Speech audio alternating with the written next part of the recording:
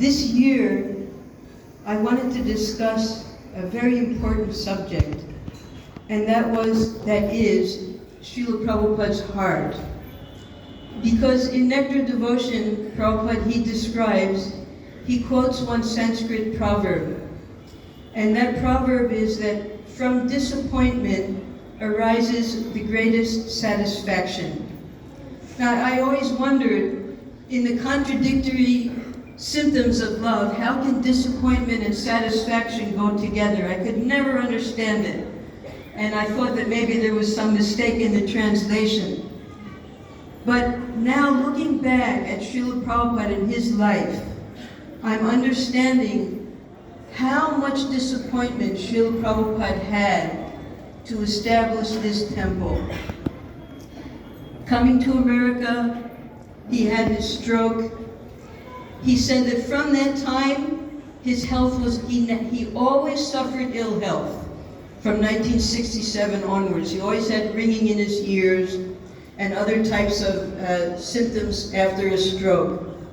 And then he started in 1967 how to make a temple in Vrindavan. The first donor was Satsvarup Maharaj. He gave his full salary of $100 that month because Prabhupada wanted to establish a Vidyapit, a place of learning for his disciples. At that time it was only American disciples. He was writing back and forth to the Goswamis at the Radha Damodar temple, trying to get a parcel of land and hoping that they would allow him and his disciples to at least support and maintain the worship of Radha Damodar. But they refused. Then he sent Guru Das before all the other devotees came to Vrindavan. The devotees, when Prabhupada sent them in 1970, for 1 year, they didn't come to Vrindavan. They simply traveled all over India. But he sent Guru Das to try to get the Maharaja Bharapur, that full Keshigat palace, to make a temple. That also fell through completely. So Prabhupada suffered a lot of disappointments in trying to establish the temple. Finally, after the 1 year of traveling, he brought his 40, 50 disciples here for the first time. And the Brijbasis were so proud of Srila Prabhupada that at the Modi Bhavan, this is a big government established Bhavan here, they had a welcoming ceremony for him. And they poured out their hearts to Srila Prabhupada, that he is the true representative of Vrindavan, who spread the glories of Radha Krishna love all over the world. And these were Brijbasis, the highest citizens in this entire town. They were praising Srila Prabhupada, that you are our hometown hero, and we want to support you, and we want to help you establish a temple. And finally, this parcel of land was given by Gita Devi Saraf. Hopefully she'll be coming today. And then Prabhupada began the construction. He didn't even have a plan of what the temple would look like. But Krishna sent Saurabh, who wasn't even an architect, he was a fashion designer. And Prabhupada empowered him.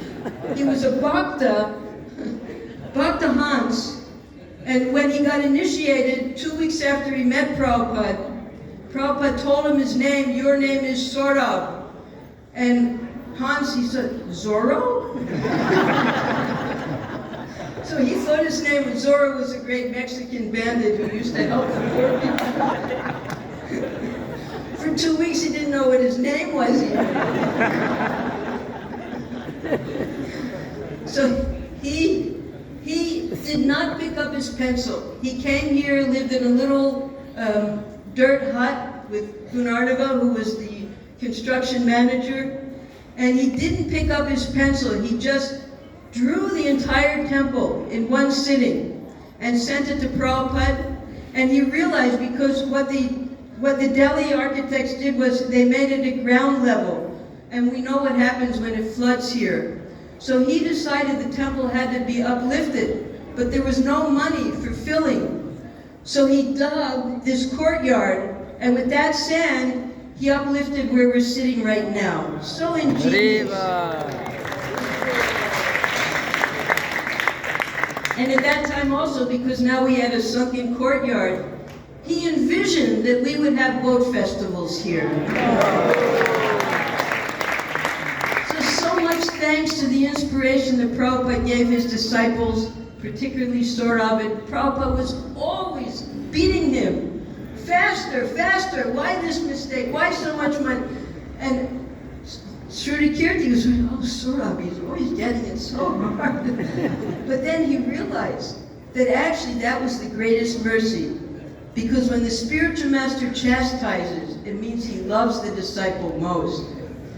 So finally, from disappointment comes the greatest satisfaction. And in that part of the Nectar of Devotion, Prabhupada gives an example. He said the cowherd boys were searching for Krishna everywhere. They couldn't find him. And their faces were black, and their whole, everything had become pale on them because they couldn't find Krishna. And then suddenly, from a very far distance on a hill, they heard Krishna playing his flute. And they became jubilant again, and they ran to Krishna. So here we have the Krishna Balaram temple. Srila Prabhupada gave several reasons why he established Krishna Balaram as his central worshipable deities, particularly because Gaur Nitai are not well known here in Vrindavan. We have many different sampradayas. But he wanted to show the world that Gaur Nitai and Krishna Balaram are non-different. And by worshipping Gaur Nitai, you get the mercy of Krishna Balaram. And without the mercy of Gaur Nitai, you cannot approach Radha and Krishna. So very scientifically, spiritual, scientific conclusion, Prabhupada set up the 3 altars. In order to get the mercy of Srimati Radharani and Sri Krishna, we have to first worship Guru Gauranga. So all of us in our spiritual lives, we can remember that Sanskrit proverb, from disappointment arises the greatest satisfaction. We have to continue endeavoring to fulfill the orders of our spiritual master, and despite whatever dissatisfaction, whatever disappointment comes in our life. In 1974, when Srila Prabhupada walked into the gate and he saw that nothing was ready, Prabhupada explains in the next paragraphs that in a big city, when there are elephants and lights, it doesn't make much of an effect. But in a small cottage, when you have elephants and lights, everyone can see it. So Srila Prabhupada, he lived here in his little home here. There were just about 3 rooms at the time. And Prabhupada, he appeared to be deathly ill. We started the 24-hour kirtan at that time. He couldn't move without help. He couldn't eat for 2 weeks. All of the symptoms that we all thought that Prabhupada was going to leave out of this disappointment. He said it's because his disciples weren't chanting their 16 rounds and weren't following the principles. This is the effect of the disciple upon the spiritual master.